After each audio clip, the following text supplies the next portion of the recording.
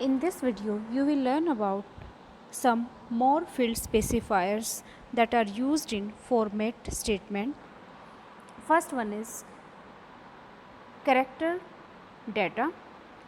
If your data is of character type, means you want to declare the data of character type, then you will use the letter A and W, where A is the added descriptor. It tells about the type of data, that the data is of character type, and W tells about the field width, means वो कितने spaces occupy करेगा. A indicates the character format and W tells about the total width of the field of the character.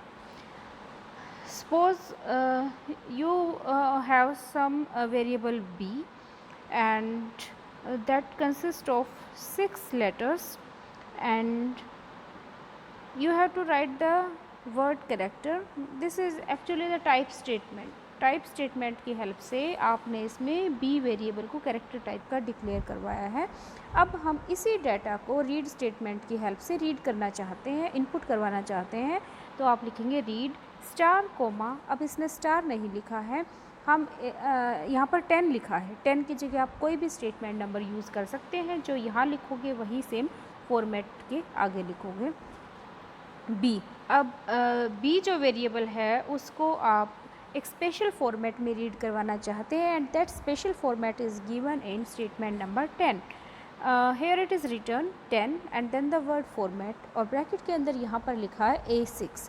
ए से पता चल रहा है कि जो आपका डाटा है that is of character type, and 6 से पता चल रहा है that it will occupy 6 spaces. For example, if the data is Shyam, actually it is of 5 letters, इसमें सिर्फ 5 ही लेटर्स हैं, तो उसके लिए 6 कॉलम्स रिजर्व हो जाएंगे. कोई भी 6 कॉलम्स रिजर्व हो सकते हैं. अब ये कहीं भी इन के बीच में कहीं भी लिखा जा सकता है. फर्स्ट से भी लिखा जा सकता है, सेकंड से भी लिखा जा सकता है, कैसे भी आप इसको लिख सकते हो. Means 6 spaces will be reserved for this data Shyam. Next is x format specification.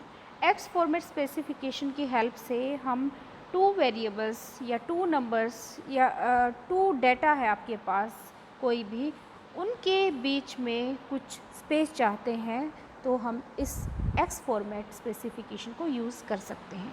मान लो आपके पास 2 वेरिएबल्स हैं के और एल, उनको आप राइट करवाना चाहते हैं. इसको एक स्पेशल फॉर्मेट में आप राइट करवाना चाहते हैं. आप चाहते हैं कि के लिए ये 5 कॉलम्स या 4 कॉलम्स रिजर्व हो जाए के वेरिएबल के लिए, और एल वेरिएबल के लिए भी कितने स्पेसेस हो जाए 5. इसके लिए आपने के लिए 4 कॉलम्स रिज़र्व किए हैं और एल के लिए 5. आप इसमें बेटा कितने भी कॉलम्स रिज़र्व करवा सकते हो, दैट्स योर चॉइस. ज़रूरी नहीं है आप इसमें I4 का ही एग्जांपल दो, आप इसमें I6 भी लिख सकते हैं, और एल के लिए आप I5 भी I4 भी, जो आपका मन करे एग्जाम्पल में आप वो लिख सकते हैं. लेकिन आप चाहते हैं कि के और एल वेरिएबल की जो भी वैल्यू है उनके बीच में खाली जगह हो, जब वो डिस्प्ले में आए तो बीच में खाली जगह हो, ब्लैंक जगह हो, और बाद में एल की वैल्यू प्रिंट हो, राइट हो. तो इसलिए हम बीच में ये एक्स फॉर्मेट स्पेसिफायर यूज़ कर सकते हैं. Syntax for writing this is you have to write the number of spaces you want and then the letter x. जैसे यहाँ पर 5x लिखा है, इट मीन्स जो आपका इस पूरे स्टेटमेंट से आपको क्या पता चल रहा है, फॉर्मेट स्टेटमेंट से, कि जो k वेरिएबल है that is of integer type.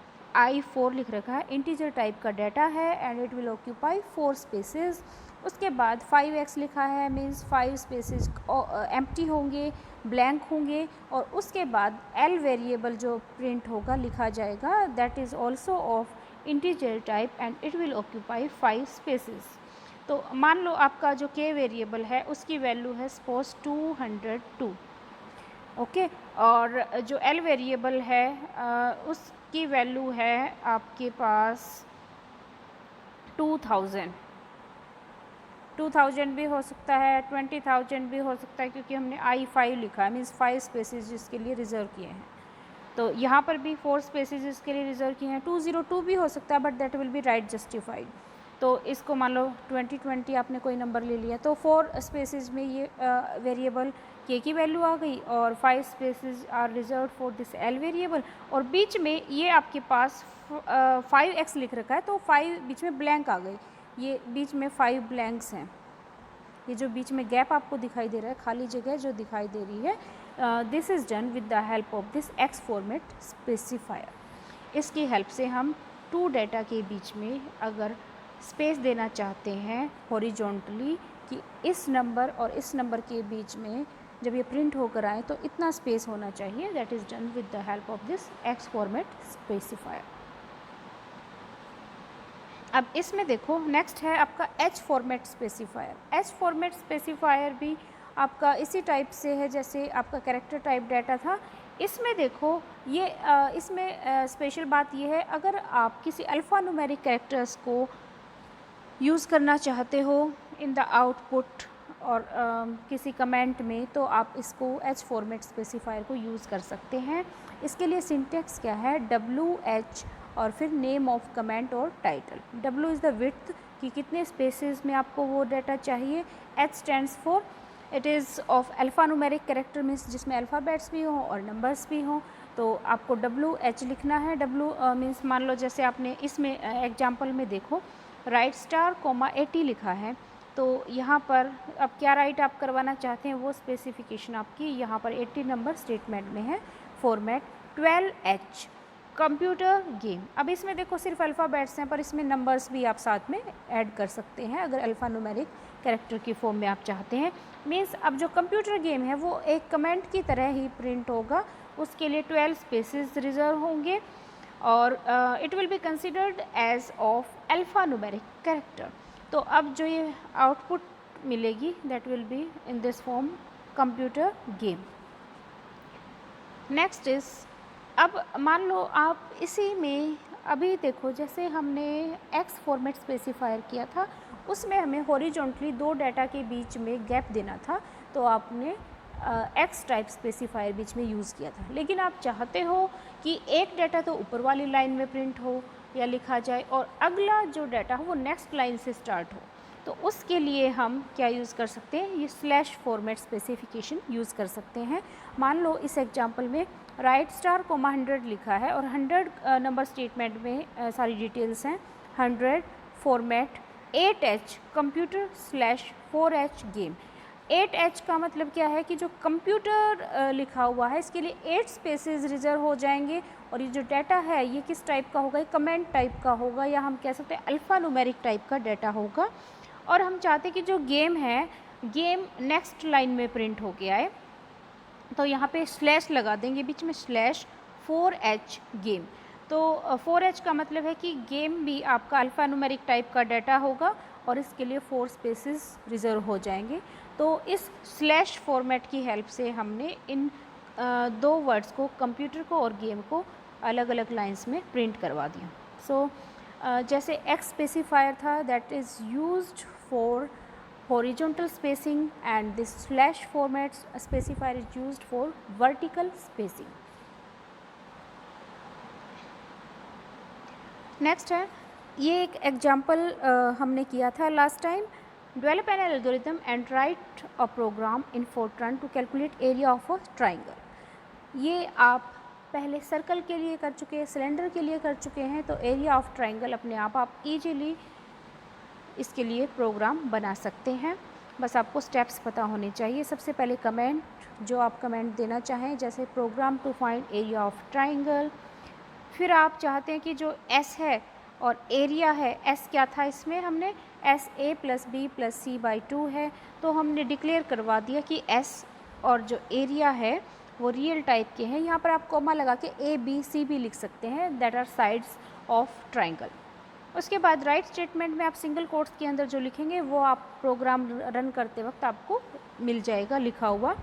Read statement में अब आप जैसे ही आपको ये दिखाई देगा रन करते हुए enter the values of sides a b c, तो आप a b c की वैल्यूज़ एंटर करवा देंगे through this read statement.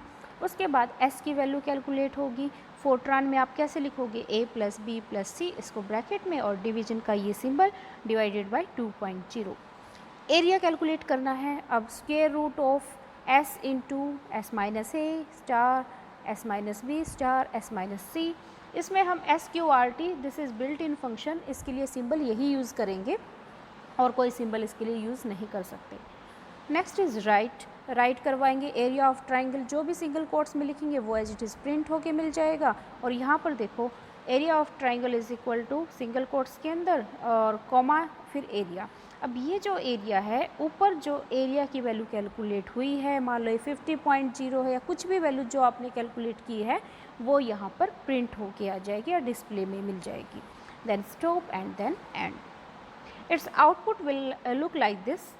Enter the value of sides ABC, ये आपको दिखाई देगा। मान लो आपने साइड्स डाल दी 4, 5, 6, ज़रूरी नहीं है आप ये अलग अलग लाइंस में डालो, 4, 5, 6 भी इसको आप एंटर करवा सकते हैं। तो आपको कैलकुलेशन में क्या मिल गया, area of triangle is equal to this, calculate होके आपको रिजल्ट मिल गया। So this is all about these format specifiers, and we have done this simple example of area of a triangle. So practice it. Thank you.